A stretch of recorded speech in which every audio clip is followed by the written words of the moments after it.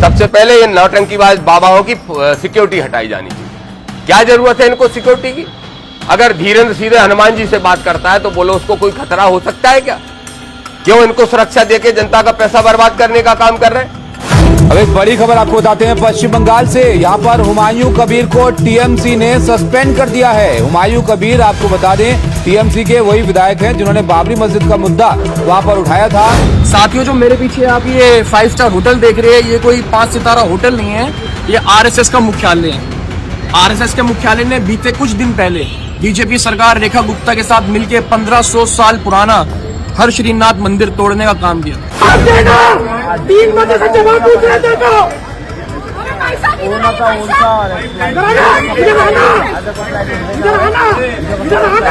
दोस्तों, आज सुबह सुबह एक चौंकाने वाला वीडियो सामने आ गया। मुझे लगा कि वो वीडियो आपके भी सामने आना चाहिए। एक वीडियो जिसमें तमाम लोग और खास तौर पर वो नफरती चिंटू जो लगातार असदुद्दीन ओवैसी, जो लगातार मुसलमानों के खिलाफ जहर उगलते हैं, वो अचानक उनके मुंह से अमृत वाणी शुरू हो गई।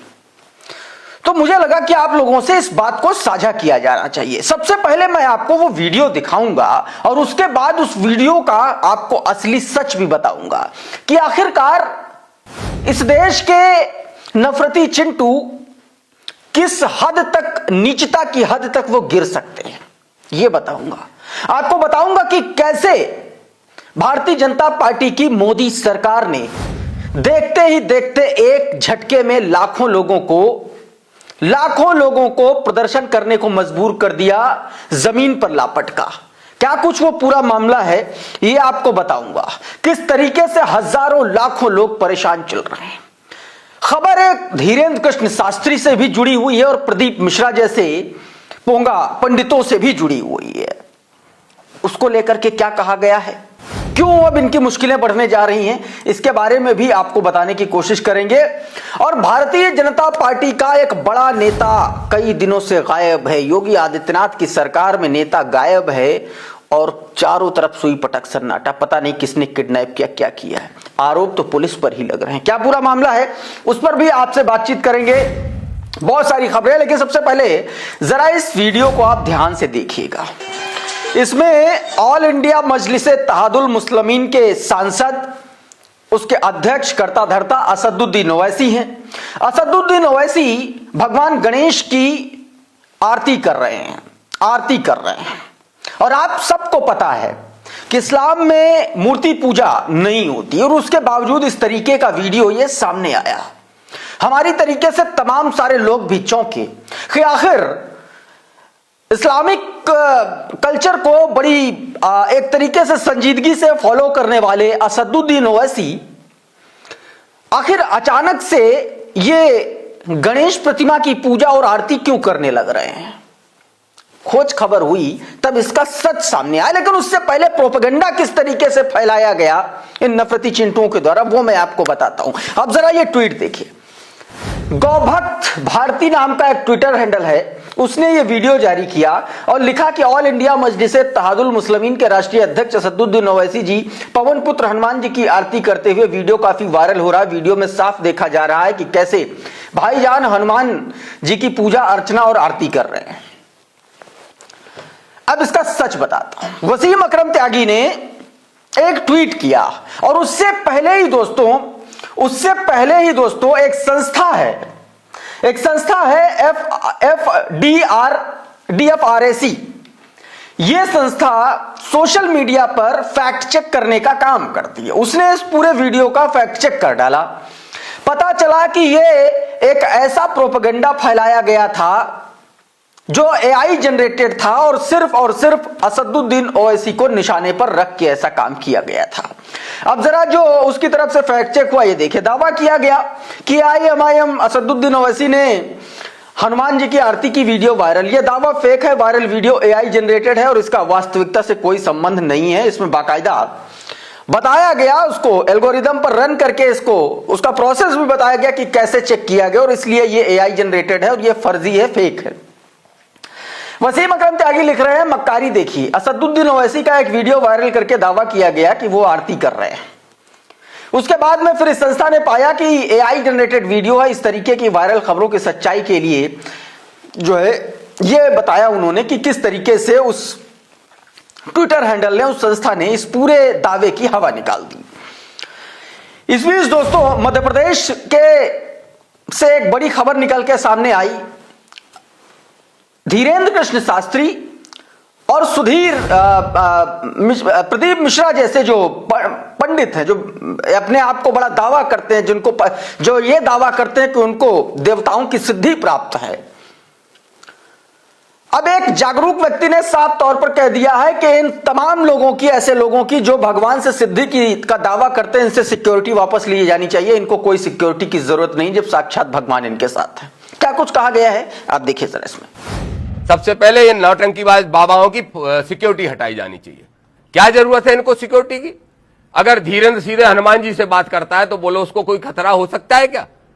क्यों इनको सुरक्षा देके जनता का पैसा बर्बाद करने का काम कर रहे हैं? ऐसे जितने भी नौटंकीबाज बाबा हैं इन सबकी सुरक्षा हटाना चाहिए। इस बीच दोस्तों एक राजनीतिक खबर है पश्चिम बंगाल से। पश्चिम बंगाल के एक विधायक हुमायूं कबीर, उन्होंने बीते दिनों बाबरी मस्जिद बनवाने का ऐलान किया था पश्चिम बंगाल में। उसके बाद अब हुमायूं कबीर पर ममता बनर्जी ने एक बड़ा एक्शन ले लिया और उनको जो है निकाल दिया गया, पार्टी से निकाल दिया गया। जरा ये आज एनडीटीवी की खबर है, देखिए क्या कुछ इसमें बताया गया।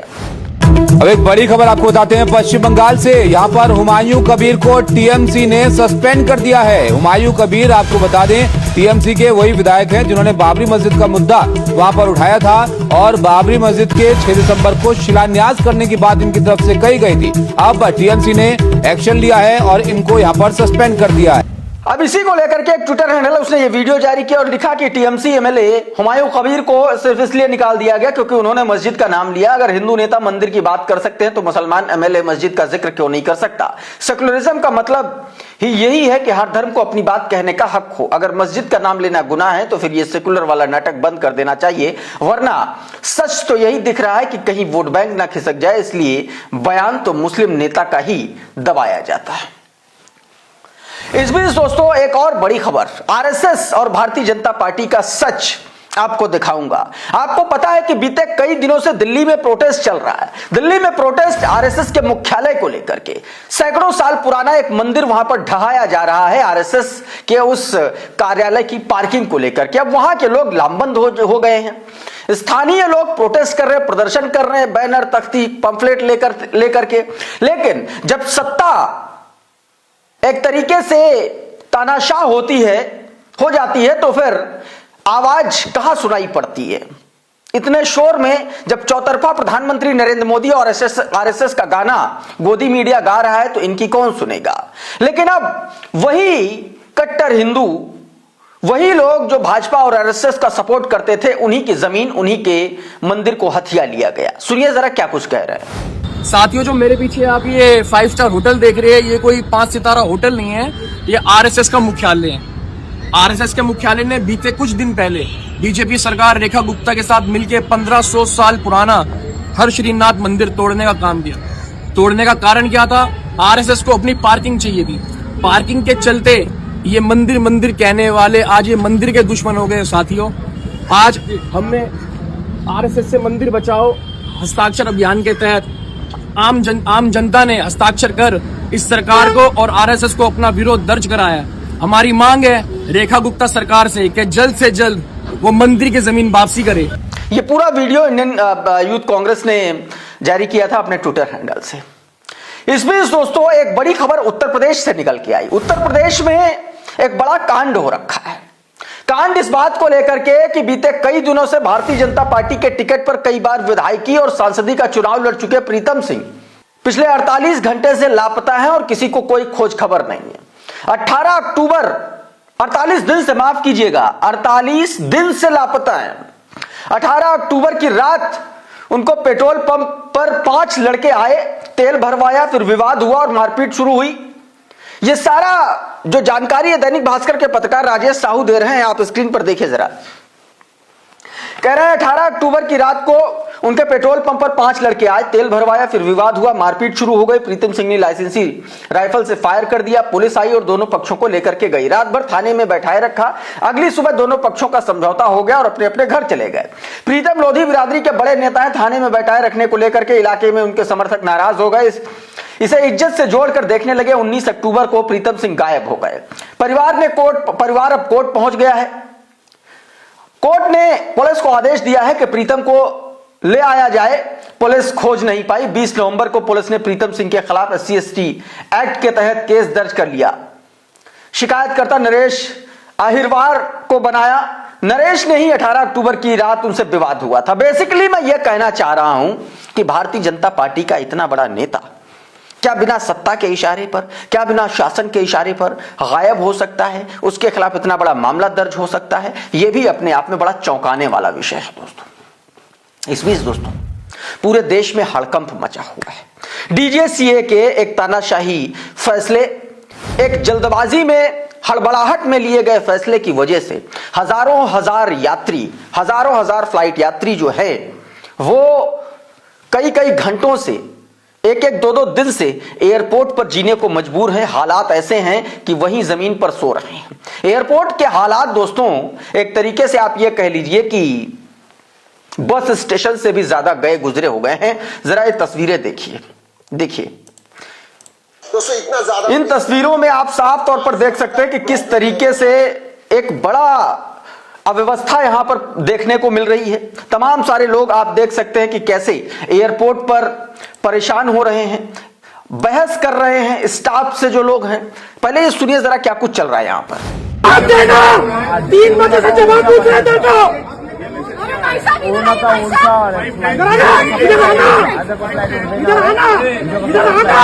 इधर आना, जवाब दे। Where is my fucking flight?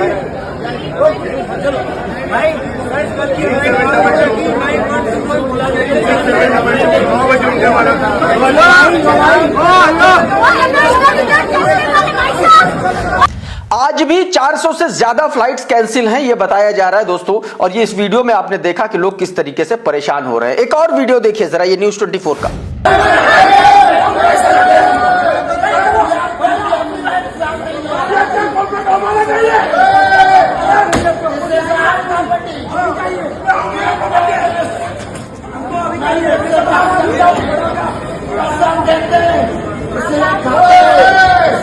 सामने खड़े हो।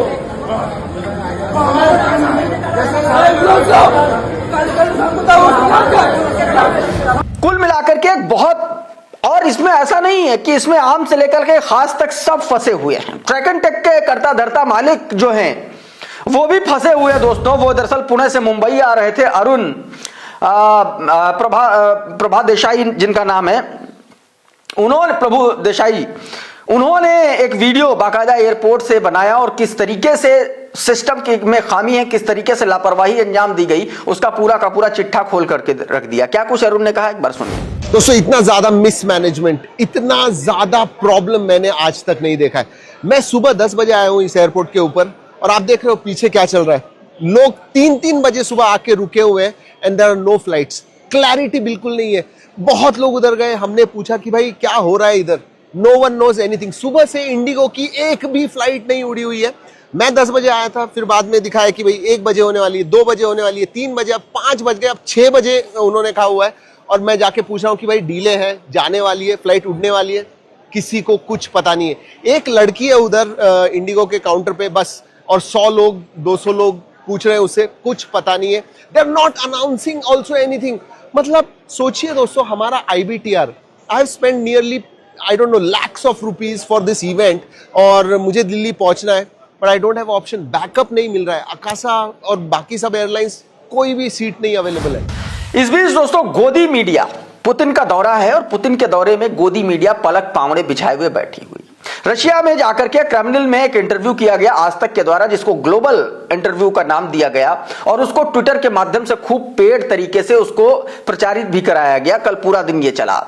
आज एक नया वीडियो सामने आया अरुण पुरी की बेटी कली पुरी का। कली पुरी के पास जब कोई सवाल नहीं, पता नहीं, मतलब समझ में नहीं आता क्या गोदी मीडिया के पास यही एकमात्र सवाल बचा है नेताओं से पूछने के लिए कि आप थकते क्यों नहीं है?